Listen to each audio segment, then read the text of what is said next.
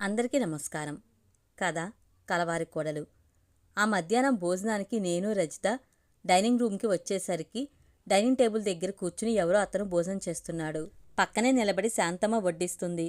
ముందుగా వచ్చిన రజితను చూస్తూనే అతను, అక్కయ్య గారు నమస్కారం, చేతులు జోడించడానికి ఒక చెయ్యి ఖాళీగా లేదండి, పనిలో ఉంది కదా అంటూనే నన్ను చూసి నమస్కారం అన్నట్లుగా కొద్దిగా తల వంచి నవ్వుతూ చూశాడు. మా అబ్బాయి రంగా కాలేజీకి సెలవులు లేవని ఈ మధ్యకాలంలో రాలేదు. ఇంటికి వచ్చి చాలా నాళ్లయింది. 4 రోజులు సెలవులొచ్చాయని ఇప్పుడొచ్చాడు. శాంతమ్మ మొహంలో వెలుగు. చాలా నాళ్లకి కొడుకుని చూసిన ఆనందమన్నమాట. రజిత మొహం చిట్లించి చూస్తూ, అక్కయ్యగారా, అదేం పిలుపు? మీ అబ్బాయి అయితే నువ్వు తినే చోట తినాలిగాని ఇక్కడేమిటి? కోపంగా అంది. రంగా ఒక్క క్షణం తెల్లబోయి అలాగే చూసి వెంటనే సర్దుకుని నవ్వేశాడు. నిజమే మేడం, పెద్దమ్మగారి ఆర్డరు కాదనలేకగాని నాకు ఇక్కడ అదేమిటో బాగుండదండి. క్రింద కూర్చుని తింటేనే అమ్మ చేతి వంట అసలైన రుచి నోటికి అందుతుంది. ఇప్పుడు మీరు పెద్దమ్మగారి ఆర్డర్ క్యాన్సిల్ చేసేశారు కాబట్టి సమస్యే లేదు అంటూ నోటిలో ముద్ద నములుతూనే పళ్ళెం ఎడమ చేతిలో పట్టుకుని వంటగదిలోకి వెళ్ళాడు. శాంతమ్మ ఎప్పుడూ వంటగదిలో వెనక గుమ్మం తలుపు తీసుకుని అక్కడే కూర్చుని తింటుంది. కుర్చీని బరునలాగి విసురుగా కూర్చుంది. శాంతమ్మ తల వంచుకుని మా ఇద్దరికి పళ్ళాలు పెట్టి వడ్డించి వంటగదిలోకి వెళ్ళిపోయింది. మామూలుగా అన్ని టేబుల్ పైన ఉంటాయి కాబట్టి ఎవరికి కావాల్సినవి వాళ్ళు వడ్డించుకుంటారు. అందరూ ఒకసారే కూర్చున్నప్పుడు పిలిస్తే వచ్చి ఏవైనా అందించడానికి, వడ్డించడానికి శాంతమ్మ గుమ్మం దగ్గరే ఉంటుంది. నేను నా ప్లేట్ తీసుకుని వంటగదిలోకి వెళ్ళి రంగాకి కొంచెం దూరంగా కూర్చుంటూ, తమ్ముడు, నేను ఈ పూట నీతో పాటే తింటాను, పర్వాలేదుగా అన్నాను. శాంతమ్మ అడావిడి పడుతూ, అయ్యో అదేమిటమ్మా, వద్దు అంటూ నా చేతిలోని ప్లేటు అందుకోబోయింది. రంగా కూడా, వద్దండి, నాకు అలవాటు, గాని మీరెందుకు కింద కూర్చోవడం? నాకిలా కూర్చుని తినడం సరదా కూడానండి అన్నాడు తడబడిపోతూ. నాకు అలవాటుంది. మా నానమ్మ ఎప్పుడూ పీట వేసి కూర్చునే ఉంటుంది. నానమ్మతో కలిసి తినేటప్పుడు నేను నాన్నగారు కూడా కింద కూర్చునే తింటాం. అలా తినడం నాకు ఇష్టమే అని చూపుడు వేలు చూపిస్తూ, నన్ను మాత్రం అక్కయ్య అనే పిలవాలి హెచ్చరించాను. నా వైపు ఒక క్షణం విభ్రాంతిగా చూసిన రంగా తల వంచుకున్నాడు. రంగా, సరదాగా మీ కాలేజీ కబుర్లేమైనా చెప్పు, నువ్వు జోక్స్ బాగా చెప్తుంటావని నీరజ చెప్పింది, మాట్లాడేవేంటి? చనువుగా పలకరించాను. శాంతమ్మ నీరజకి ఏం కావాలో చూసి కూరగిన్నెలతో మళ్ళీ నా దగ్గరకు వచ్చింది.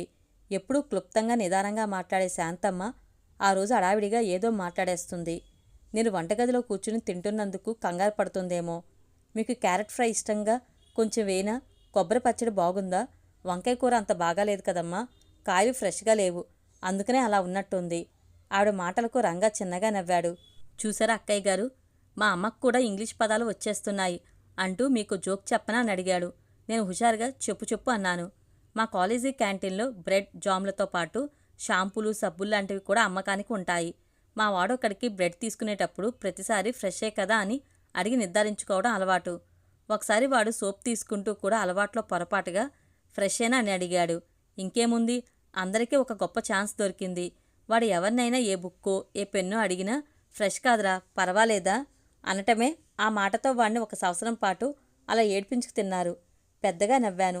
ఈ జోక్ కూడా ఫ్రెష్ది కాదు, సంవత్సరం క్రితంది, అవునా అంటూ మళ్ళీ నవ్వాను.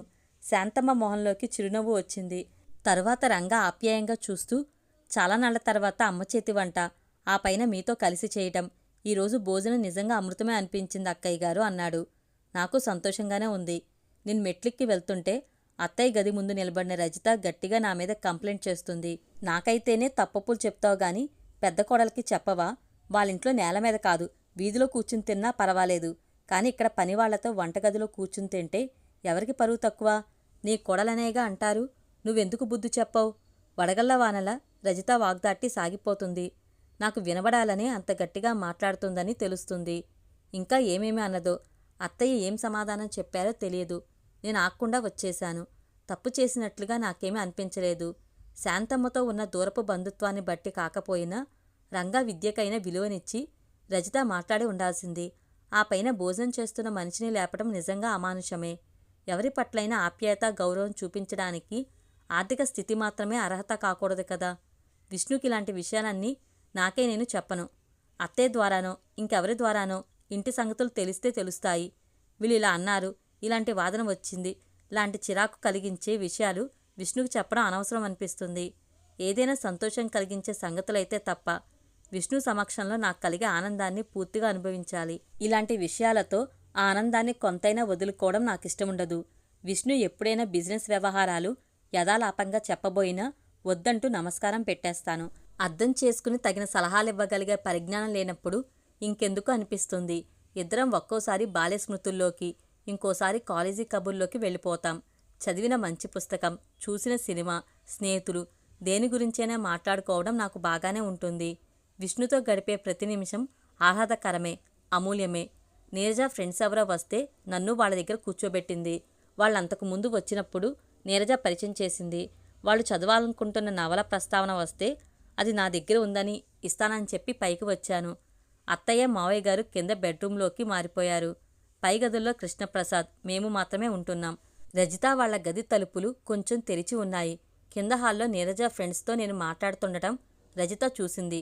కాబట్టి ఆ సమయంలో నేను పైకి రాననుకుని మామూలుగానే స్వరం తగ్గించకుండా మాట్లాడుతుందనుకుంటా. తన మాటలు స్పష్టంగా వినిపించాయి. ఆవిడ్ని అందరూ అంటరాని దానిలా చూస్తున్నారు. మేనకోడలివి, నేను నెత్తిమీద పెట్టుకుని పెత్తనం అప్పగిస్తారని చెప్పావు. ఇప్పుడేమో అంతా తారుమారుగా ఉంది. ఆవిడగానే నెత్తిమీద పెట్టుకుంటున్నారు. నష్టజాతకమనే మాటే మీద పడనీయకుండా అందరూ ఒకటే చేతులడ్డం పెట్టేశారు. నువ్వేం చేయగలిగావు? పైకి మాట్లాడదన్న పేరే గాని పెద్దత్త మొన్న ఎవరితోనో ఫోన్లో మా పెద్ద కొడలు చాలా పద్ధతైనది అంటూ పొగిడేయటం నేనే విన్నాను. ఈ ఇంట్లో నేను ఉండలేను. వేరే మార్గం చూడు. నా మాటకి చిల్లిగవ్వ విలువ కూడా లేదు. ఆఖరికి పని మనిషి పిచ్చిదాన్ని కూడా ఇంట్లోంచి పంపించలేకపోయాను. రజితమ్మ, నీకసలు ఓపిక లేదు. పనులు నిదానంగానే చక్కబెట్టుకోవాలి. నీకేమీ తెలియదు. బడబడలాటమే తప్ప పిడికిడి మెతుకులు పడేస్తే, బండెడు చాకిరీ చేసే పిచ్చిదాన్ని బయటకు పంపేస్తే నీకేమొస్తుంది? తెలివి తక్కువ పనులు చేస్తావు. ఎవరిని పంపిస్తే ప్రయోజనం కలుగుతుందో వాళ్ళని పంపించాలి గాని. అవి కోదండంగారి మాటలు. మెల్లగానే మాట్లాడుతున్నారు. నేను చప్పుడు చేయకుండా గదిలోకి వెళ్ళి పుస్తకం తీసుకుని అలాగే మెల్లగా వచ్చేశాను. కోదండంగారు ఎవరిని బయటకు పంపించాలనుకుంటున్నారు? ఎవరో బయటకు వెళ్తే ఏం ప్రయోజనం? ఎవరికి కలుగుతుంది? నాకేం అర్థం కాలేదు. ఏమిటని ఆలోచించడమో అనవసరం అనిపించింది. అత్తయ్య నా గురించి ప్రశంసిస్తూ మాట్లాడారా? ఆ మాటకి మనసులో ఎన్ని పులకెంతలో. పదే పదే తలచుకున్నాను. నాన్నగారు ఫోన్ చేశారు. అక్కడంతా బాగానే ఉందన్నారు. విష్ణు పెద్ద మొత్తంలో లోన్ కోసం ప్రయత్నిస్తున్న విషయం రామబ్రహ్మ అంకుల్ ద్వారా తెలిసిందట. ఈ సమయంలోనే తాతగారి ద్వారా నాకు సంక్రమించిన ఆస్తిపాస్తుల వ్యవహారమంతా విష్ణుకు అప్పగించాలనుకుంటున్నానన్నారు. విష్ణు లాంటి వ్యక్తి అల్లుడిగా లభించడం తనకి చాలా సంతృప్తిగా, సంతోషంగా ఉందని, అందుకే ఆస్తిపాస్తుల బాధ్యత విష్ణుకిచ్చేస్తే తనకి తేలిగ్గా ఉంటుందని చెప్పి నా సలహా కూడా అడిగారు. విష్ణు సహచర్యం నాకు నిజంగా అపురూపవరమే. నాన్నగారితో మీ ఇష్టప్రకారమే చేయండి అన్నాను. నాన్నగారు తన స్వాధ్యతంతోనే నన్ను పెంచి పెళ్లి చేయాలనుకున్నారు. అలాగే చేశారు. ఆస్తిపాస్తుల ప్రమేయం లేకుండానే నేను విష్ణు జీవితంలోకి అడుగుపెట్టాను. ఈ ఇంటికి విశ్వనాథం గారి అమ్మాయిగానే వచ్చాను. ఈ విషయం నాకు సంతృప్తిని, ఆనందాన్ని కలిగించింది. ఇప్పుడు బ్యాంకులో ఉన్న డబ్బు విష్ణు వ్యాపారానికి ఉపయోగపడితే అంతకంటే కావాల్సిందేముంది?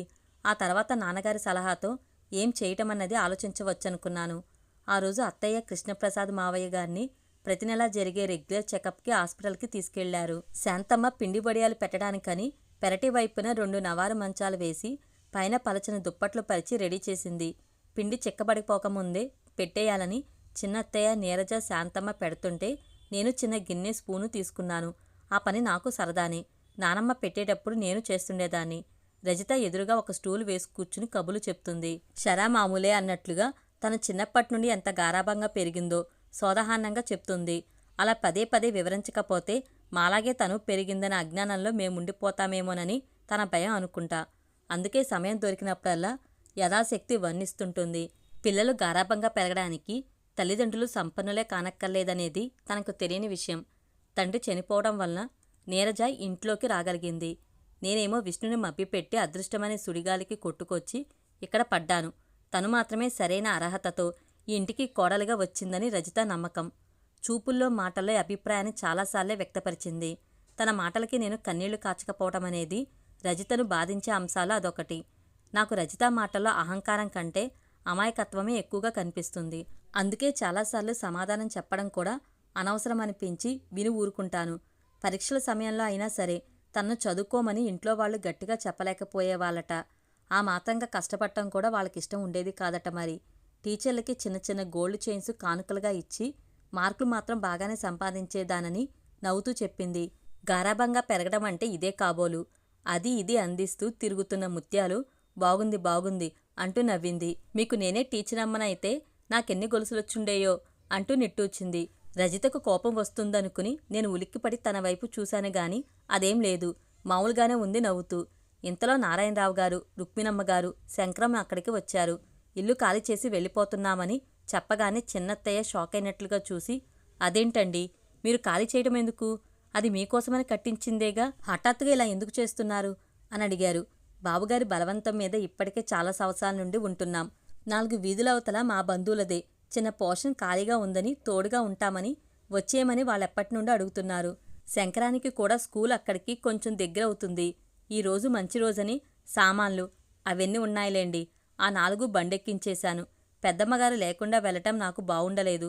రేపో ఎల్లుండో వచ్చి కలుస్తానని చెప్పండి అని అక్కడున్న అందరికీ వెళ్ళొస్తామని చెప్పారు. సామాను కూడా పంపించేశామని చెప్పడం వలన ఇక అభ్యంతరం చెప్పేది కూడా లేదని తెలిసి కాబోలు. చిన్నత్తయ్య నిర్విణ్ణురాలైనట్లు అలా చూస్తుండిపోయారు. వాళ్లతో పాటు 2 అడుగులు వేసిన శంకరం మళ్ళీ వెనక్కి వచ్చాడు. నాతో, అక్కయ్యగారు, మొన్న నేను కంఠస్థం చేస్తున్న శ్లోకానికి అర్థమేమిటని అడిగితే నాకు తెలీదని తాతగారిని అడిగి చెప్తానని అన్నా కదండి. తర్వాత తాతగారు చెప్పారు. ప్రియంగా, హితంగా, సత్యంగా మాట్లాడడం ఓ తపస్సు. ఆ తపస్సే మనిషి ఉన్నతికి కారణమవుతుంది. ఆ శ్లోకం భావం ఇదేనండి అన్నాడు. నేను ఆశ్చర్యంగా చూశాను.